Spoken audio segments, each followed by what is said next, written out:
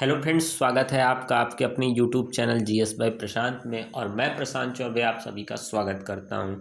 तो जैसा कि मैंने आपको एक उत्तर प्रदेश के सामान्य परिचय का एक पीडीएफ वीडियो प्रोवाइड किया है, और मैं चाहता हूं कि अगर आपको वो पीडीएफ चाहिए तो आप अपनी जीमेल आईडी या जो भी आईडी यूज करते हैं मेरे कमेंट सेक्शन में आप डाल दीजिए। तो मैं प्रयास करूंगा कि वो पीडीएफ आपको प्रोवाइड कर सकूं।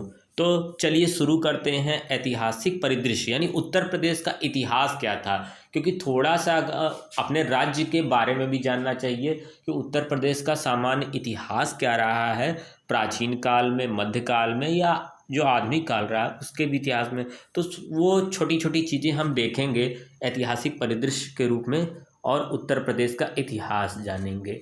तो पुरातन काल में उत्तर प्रदेश को मध्य देश के नाम से जाना जाता था। मैंने आपको पहले भी बताया कि केवल वन लाइनर क्वेश्चन आते हैं, ऐसा मेंस में आपको कहीं नहीं लिखने को आएगा। ठीक, उत्तर प्रदेश में पूरा पाषाणकालीन सभ्यता के जो साक्ष्य मिले हैं वो इलाहाबाद के बेलन घाटी, ठीक है, सोनभद्र के सिंगरौली घाटी तथा चंदौली के चकिया नामक पुरा स्थली से प्राप्त हुआ है। ठीक, अब 16 महाजनपद की बात होती है प्राचीन प्राचीन भारत के इतिहास में। तो माफ़ कीजिएगा, यहाँ में थोड़ी सी गड़बड़ी है। ठीक है, तो 16 महाजनपदों में से जो 8 महाजनपद थे, ठीक है, वो इसी मध्य देश यानी आधुनिक उत्तर प्रदेश में स्थित थे।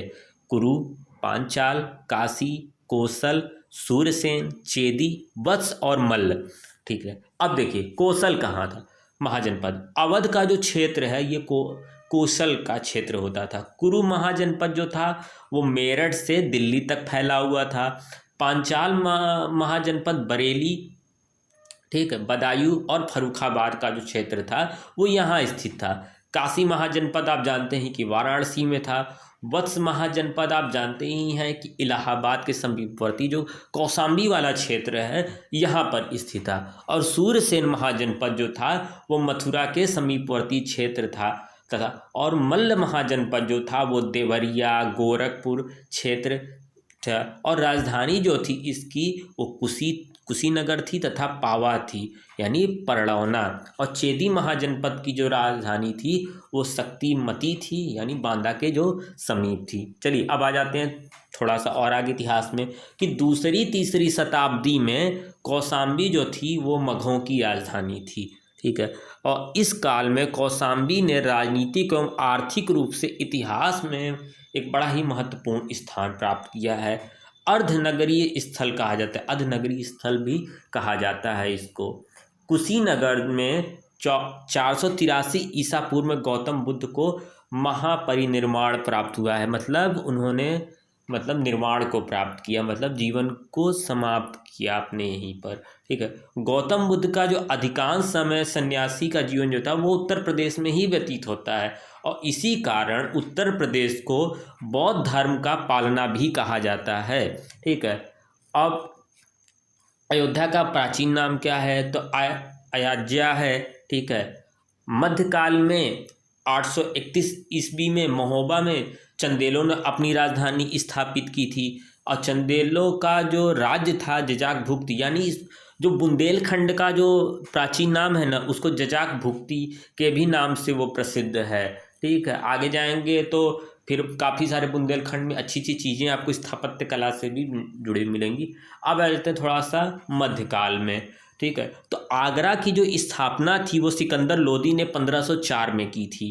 ठीक, उत्तर मध्यकाल में 1707 में औरंगजेब की जैसे ही मृत्यु होती है, यानी 4 मार्च 1707 को औरंगजेब की मृत्यु से और 1757 यानी प्लासी की युद्ध तक वर्तमान उत्तर प्रदेश में 5 स्वतंत्र राज्य स्थापित हो चुके थे।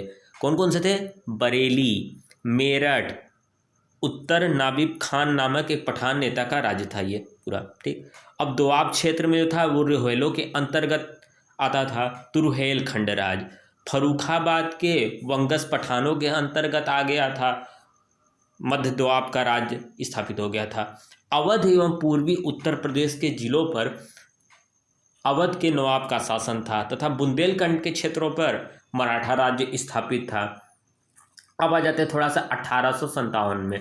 तो 1857 में उत्तरी भारत की जो जनता थी, मतलब उत्तर भारत की जनता थी, जमींदारों और राजाओं ने अंग्रेजी शासन के विरुद्ध एक महान विद्रोह किया, जिसे वीडी सावरकर जो थे वो कहते हैं कि भारत का प्रथम स्वतंत्रता संग्राम अगर कोई था तो 1857 का विद्रोह था। अंग्रेज क्या कहते थे, सिपाही विद्रोह था ये, लेकिन भारतीय जनता के लिए जो था, हम भारतीयों के लिए जो था 1857 विद्रोह जो था वो प्रथम स्वतंत्रता संग्राम है।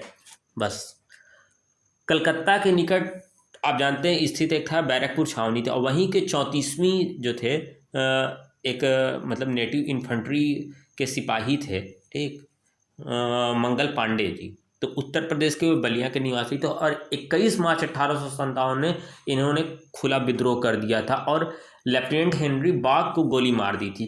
कुछ कारतूस की चर्बी पर यह कहा गया कि गाय और सूअर की चर्बी लगाई गई है, जिसको मतलब धर्म को हानि पहुंचती थी। तो इसी वजह से सिपाही उसको नहीं कहे कि हम इससे फायर करेंगे, तो इसी के विरोध था। बाद में ये विद्रोह काफ़ी बढ़ा, और इसका कहा गया कि मंगल पांडे जो हैं इसका विद्रोह को बढ़ावा दे रहे हैं, तो इस वजह से इनको फांसी दे दी गई। 7 अप्रैल 1857 को बैरकपुर में ही फांसी पर इनको चढ़ा दिया गया।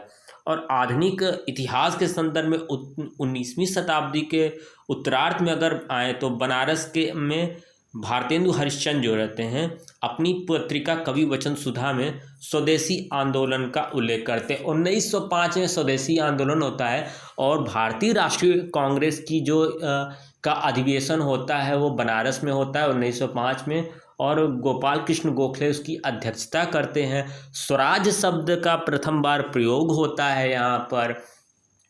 स्वराज मेरा जन्मसिद्ध अधिकार वो बाद के अधिवेशन में हुआ है, स्वराज शब्द का प्रयोग होता है यहाँ पर, और यहीं पर स्वदेशी की एक बात चलती है। तो उम्मीद करते हैं आपको ये चीज़ें अच्छी लगी होंगी। मैंने पहले भी कहा है कि अगर इसके PDF आपको चाहिए तो मेरे कमेंट सेक्शन में इसको आप अपने ईमेल आईडी को भेज दीजिए, मैं प्रयास करूंगा इसको आपको भेजने का। तो उम्मीद करते हैं चीज़ें अच्छी लगी होंगी। अच्छी लगे हो तो चैनल को लाइक करिए, शेयर करिए और सब्सक्राइब करिए, ठीक। तो अभी के लिए धन्यवाद और जय हिंद।